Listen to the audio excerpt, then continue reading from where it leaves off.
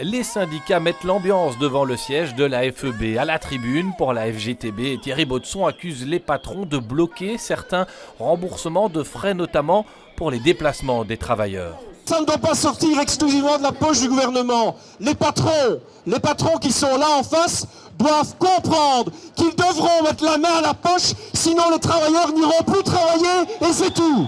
Les syndicats estiment en effet qu'il existe des marges malgré la crise, mais que le patronat ne joue pas le jeu, qu'il utilise une loi de 1996 pour ne pas augmenter les salaires comme le nécessite la hausse des coûts de la vie. Michael Dufrane de la CGSLB. Un bon exemple, c'est le résultat de l'accord interprofessionnel précédent, 2020-2021, où on a dégagé 0,4% de marge salariale. C'est ridicule. Alors on le sait, la crise, elle a fait mal. Elle a fait mal au niveau de l'économie, mais tous les secteurs, toutes les entreprises n'ont pas été impactées de la même manière.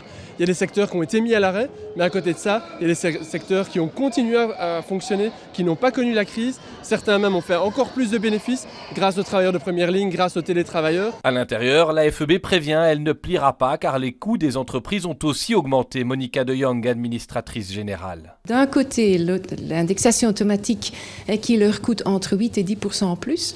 Alors, dire que les salaires ne sont plus augmentés, c'est quand même nier la réalité parce que les salaires sont augmentés, ils sont liés évidemment au coût de vie.